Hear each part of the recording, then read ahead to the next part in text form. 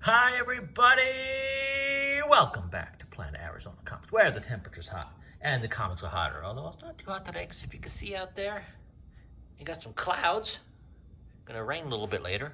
And also, I think the dog wants to say hi. She won't get up because she's 14 years old. And, you know, when you're 100 and, what is that? That's 98 years old in human years. Like I said, she's 14 and she's a sweetheart and we love her to death. So what's going on here? We got a few weeks of new books. Went down to the Tucson Comic-Con and was able to get myself some really good books, some of the best books I've gotten in a long time. I've lost my placard. I can't seem to find them because I've got comics upstairs everywhere after our bathroom remodel, but I was able to pick up one of the best books I bought in a long time, something I've wanted for a long time. Amazing Spider-Man number 14. This is the first appearance of the Green Goblin, my all-time favorite comic book villain. When I was a kid, man, I loved the Spider-Man cartoon, and my brother and I would watch it. My younger brother, who was, I guess, like five or six at the time, was just scared to death of him. So I wound up loving him just for that reason. Anyway, as you see, it's a 0.5, but it's a 0.5 because page 12 is missing. It does not affect the story. What that was an advertising page that had a coupon, so someone ripped out the entire page in the coupon. Story is all there, so it's not, the story is incomplete. The book is just incomplete, and and that's the reason it got a 0.5. And as you can see, I don't know how well you can see because of lights and stuff, but this is the best looking 0.5 I've ever seen. So got a good deal on the price. And for the first time in a while, I found vendors at the convention that were priced fairly and also willing to deal. So that can get pretty dangerous sometimes when the deals are just flowing. And I had the money, and I was able to get this for a good price. This is a dream. I never thought I would have this. This is so cool. Next up, this is DC 100 Super Spectacular. DC 100 page Super Spectacular, is that the exact title? It's the number 4. Technically, it's the first issue of the series, even though it's number 4. Great classic Bernie Wrightson cover, 5.0. Off-white, not going to complain about that at all. And with this book, or books like this with all black covers, a lot of times you'll see just creases everywhere and discoloration and stuff like that. And this one presents really nicely. Just a little bit on the edges, a little bit here. Spine is nice, if a bit of a bad rap down here, but just a cool cover.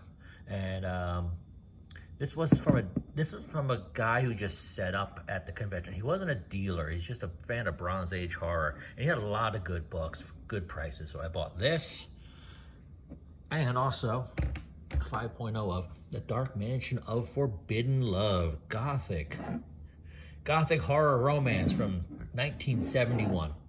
This is something I've been after for a while. I would have liked a little bit higher of a grade, but not the easiest things to find for a good price, and this was very reasonably priced. In fact, I wish he had a card or something I can call him and just see what else he has. It looks like these two, if you can see the cert numbers, same batch. This is number 24 in that batch.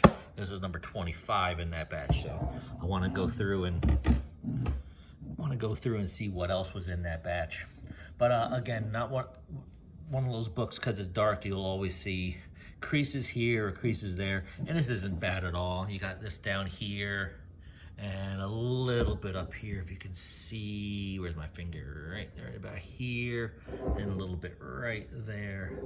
Spine is good, colors pop. So really happy to get all 3 of these in the collection. Very good convention. I'm happy, so hopefully that bodes well for future conventions, that maybe dealers are starting to loosen up on their prices a bit. And this is a This is a recent eBay purchase. This is Weird World 1 from 2015, I believe. It's a sneaky, hard to find Jenny Frison cover. Not so much that you can't find them. You can find them for a good price. I think the lowest I've seen priced on this is 45 bucks. It's a 125 variant. So probably not hard to find, but not a whole lot out there. And if you do find them, like I said, 45. I've seen some as high as like $85. I got this for 10 bucks in a box down there. So yeah, I'm happy to get that. Moving on, do some new books for you for the last month or so. Starting with the hot book of this week. This is Wonder Woman 25. This is the cover D, the first appearance of the character Matriarch. And this is cool because this is Wonder Woman 25, and when I got there, I wanted this cover. Started looking through all the Wonder Woman books. Didn't see it at all. On a whim, I just looked through the Absolute Wonder Woman covers, the Absolute Wonder Woman section, and this one was in there. One left, and I got the last one. Going for 20 bucks, day after release. Hot book of last week, and one of the better covers in a while. Better homage covers in a while, I should say. Deadpool Batman #1, Ryan Stegman, Hulk 340 homage. This is the, I don't know who the artist who did it, but it's the Infinity Gauntlet homage with Jeff and Crypto. The Jeff Crypto cover, had to get that one. Scotty Young cover, had to get that one. And last but not least, the 1/100 Virgin Art Germ cover with Magic and Catwoman. Oh, last week was over $100 just in new books. How we doing here? Absolute Batman #11. I Can Retire Tomorrow. I got the Hot Red Hood 1, which is, let's see, 2 weeks after release. It should probably be crashing by now. Oh, Absolute Batman 12. Batman 161. I put this, I show you this because I know I've seen this image before. It's not a cover that's been used before, but I know I've seen this image somewhere. I just cannot place it. But George Perez cover, thought it was cool. Speaking of cool, a couple of Nightwing covers that are really interesting, really cool. This one and this one from just last week, 128 and 130. These cover Bs have been really cool. Really interesting with the lettering and the colors. Good looking covers. The Daniel Warren Johnson Transformers series. This is the David Nakayama 110. Nice Ultra Magnus cover. And this is the 150, I believe. Par variant. That's a lot of free space on that cover when he's transformed into a little cassette deck. This is the Optimus cover from the same artist, Par. And then something I'm going to be working on now that Johnson's off the series and we're into Kirkman. They've been doing a lot of second printings where they have two different covers for the reprints. Usually they're Autobots and Decepticons. These are the Quintesson, or I can't remember exactly what they are, Sharkticon, and I don't even know what this is. And I watched the series growing up and I don't even know what that is.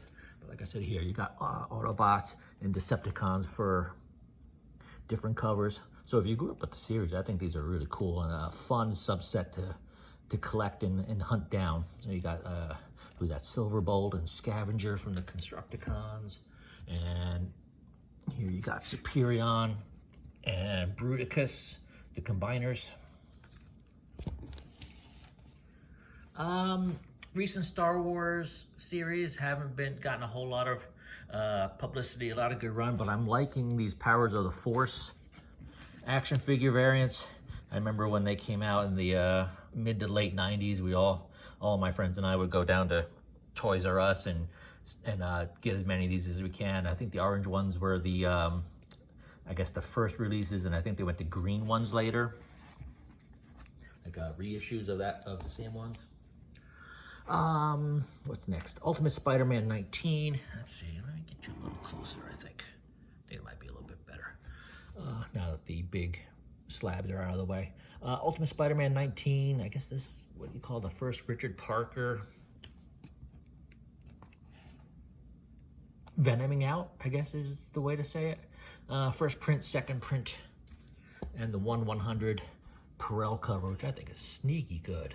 It's you got the action in the background and Mary Jane looking Mary Jane-like in the coffee shop or the diner or wherever she is. All right, last pile for y'all. It's a big one. You'll see why. Let's see. How you looking here? No, let's back you up a little bit. Maybe see if I can. Yeah. Nope. Is that gonna work? Is that gonna work? Stay. There you go. Move you here so I can get this big stack over here. Mark Spears covers. This is Mark Spears Monsters number 2, the 3rd print. Number 3, the 2nd print. Nice Vampirella cover on number 6. And another one for number 6. Again, number 6. Vampirella 3. And then Vampirella Armageddon, all the boys covers, all the boys. There's a new Stitch series out. Don't sleep on these kitty Disney books, especially ones like Stitch, Lilo and Stitch that are super popular. You got that one, and that's really cool. Look at the purples and the pinks. Almost feels like Psylocke from the X-Men should be in here with this color scheme. Very sort of Asian style to this one. I thought that was really cool. All right, there have been a lot of Jeff books lately. So this is number 1, 2nd print. In fact, if you remember from last video, this was a foil cover, the regular number 1 issue. Jeff number 2. First cover appearance, I think, of Shadow Jeff. Don't sleep on this one, this is cool. Shadow Jeff is cool. Again, more Shadow Jeff on number 2. I think that's a 125 variant. He's having a good time with MODOK. Pretending he's a dolphin. And a cool Gwenpool cover. Number 3. Don't exactly know what that they're supposed to be going for here. That's just funky looking Jeff. It's a 125 variant for number 3. A classic X-Men, what is that, 268 cover by Jim Lee homage. Number 3 again. 3rd printing from Marvel Rivals, because Jeff's right there. Hellfire Gala Rivals number 1, because Jeff's right there. And he's in an Hawaiian shirt. Remember when Squirrel Girl was like was supposed to be like the hot thing for the kids, and Jeff just completely blew by her. It's Jeff and other Marvel Tales with Alligator Loki. That's why I think this is a good cover. Who doesn't like Alligator Loki? Let's get you back up here. Is this a Ryan Gonzalez cover? I think it's a Ryan Gonzalez cover for number 1. Again, number 1. So last month, I guess it was August, they did the J. Scott Campbell Just Spectacular collection. Didn't get all the covers, but just the ones I thought were cool. Of course, you get J. Scott Campbell Black Cat is an absolute must every time he does it. Spider-Gwen. Wolverine. I have to say, Venom. Magic. X-23 Laura Kinney Wolverine. I have to say, for whatever reason, I enjoyed the male characters this time more than I did the female characters. Maybe because I've seen the female characters a lot more often. This next one, this is just a great cover. Predator Kills the Marvel Universe 1, the Dan Panosian cover. That is just super spectacular. I like that one a lot. This is a 110 variant, the Gleason in the Mortal Thor, number 1, I think it was. It's foil and it looks Looks really cool, really great. Witchblade 13, that is a, what is it, David Mack cover. Looks like Scotty Young, but it's not Scotty Young. It's Amazing Spider-Man number 11. Uncle Scrooge, Earth's Mightiest Duck number 1. This is a Delato cover, right? Looks like he did the Infinity Dime cover. Now, some people don't like this. I really like this. This is Phoenix, the 14. Is this the final issue, or is this the second to the last issue? I think 15 was the final issue. That's just a nice job. Finale to Magic, number 10. Nice Ivan Talaveo, is that how to pronounce it? Cover to Giant Size X-Men 2, Magic cover. Storm riding a hippopotamus, because why not? Dope. Great Decal cover for Amazing Spider-Man 8. Awesome cover. Nice black and white cover on Spider-Girl number 2. Dig that a lot. Oh, this got a lot of run though the week it came out. I think it's kind of cooled down a little bit, but Black Canary number 24. Adam Hughes cover on Black Cat number 1. Natural Born Killers movie poster homage to Beneath the Trees Where Nobody Sees 2 number 1. I think that's what it is. Couple Monster High books. Actually, just one Monster High because the other one came out yesterday. I don't have that done yet. World Scare number 1. Couple Frison covers for Hello Darkness. I think that's 12 and 13. And Tula Lotte cover on number 13. I like that one better than I like the Frisons.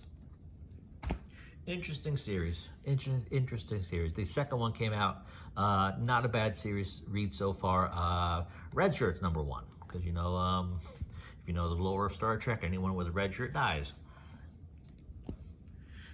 Vampirella. Is it a series or is it the main series? I don't know. Anyway, it's a Virgin variant. That's a cosplayer named Lauren DeLorean.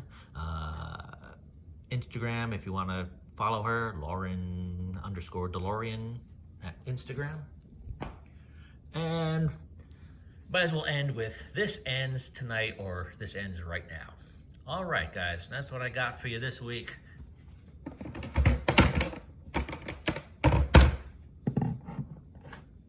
It ends with that. Amazing Spider-Man 14. Still can't believe I have this. This hobby is maddening. This hobby is, it just takes you in so many different directions. Sometimes you can't stand it. Sometimes it's the best thing in the world, and that's where it is. All right, that's what I got for you guys this week. Let me know what you think. Let me know what you're picking up. Let me know what you think I should be picking up. Thanks for stopping by, and we'll see you next time.